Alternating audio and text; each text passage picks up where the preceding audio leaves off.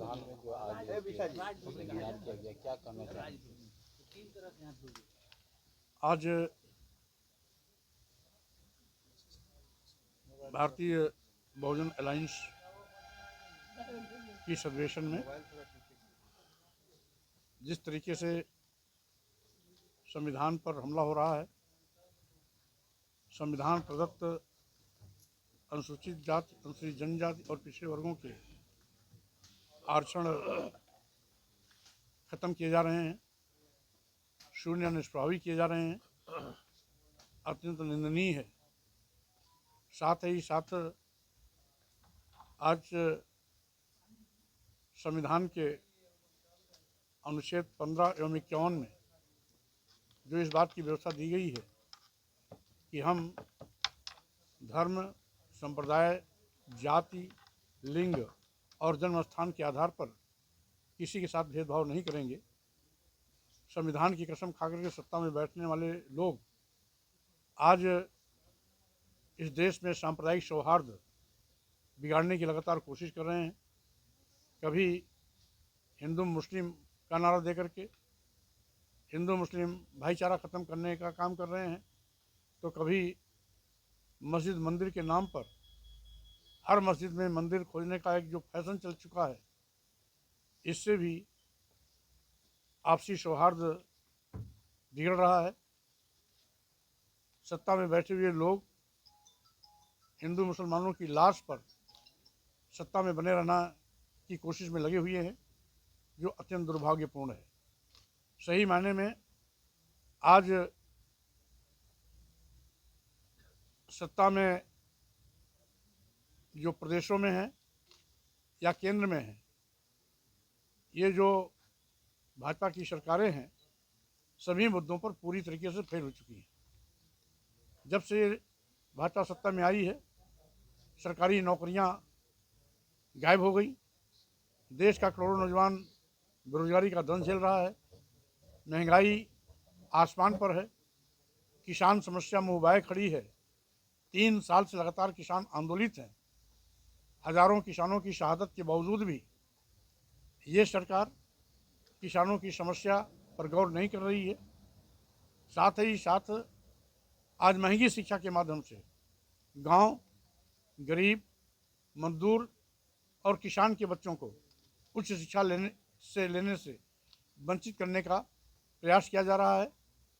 साथ ही साथ आज बड़े पैमाने पर ईवीएम के दुरुपयोग की चर्चा जो आम हो गई है, जातिवार जनगणना आदि पर बहस न हो, जवाबदेही न सुनिश्चित करना पड़े, इसलिए लोगों का ध्यान भटकाने के लिए कभी हिंदू मुस्लिम का कार्ड खेलते हैं, तो कभी मस्जिद और मंदिर के माध्यम से हिंदू मुसलमानों को बरगलाने की कोशिश कर रहे हैं। देश की जनता की आंख में धूल झोंकने की कोशिश कर रहे हैं।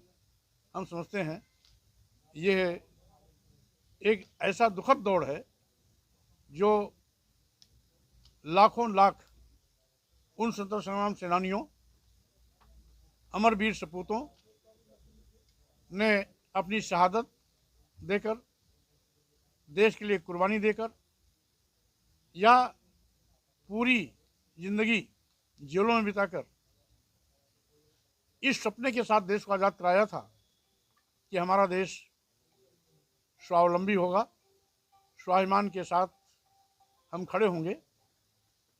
आज भारतीय जनता पार्टी की शय पर इस संप्रभु राष्ट्र भारत और भारतीय संविधान को खत्म करने के लिए हिंदू राष्ट्र की मांग को भी समय समय पर उठाया जा रहा है, जो भाजपा सरकार के संरक्षण में चल रहा है।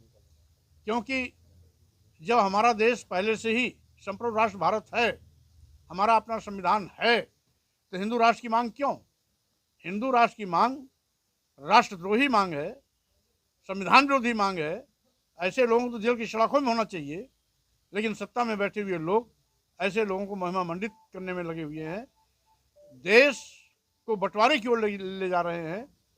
ये फिर से 1947 के इतिहास की पुनरावृत्ति करने में लगे हैं, क्योंकि जिस तरीके से 1923 में जब हिंदू महासभा स्थापित हुई थी तो द्विराष्ट्र की अवधारणा पर देश के बंटवारे की मांग उस समय से उठी थी, लेकिन 1939 में जब वीर सावरकर हिंदू महासभा के राष्ट्रीय अध्यक्ष हुए, 43 तक उनका कार्यकाल था, उसमें इस मामले को और तोल दिया और उसके बाद उनका कार्यकाल खत्म होने के बाद उनके उत्तराधिकारी ने भी द्विराष्ट्र की अवधारणा पर देश के बंटवारे की मांग को इतना पुरजोर तरीके से उठाया कि आज़ादी के बाद देश का बंटवारा हुआ।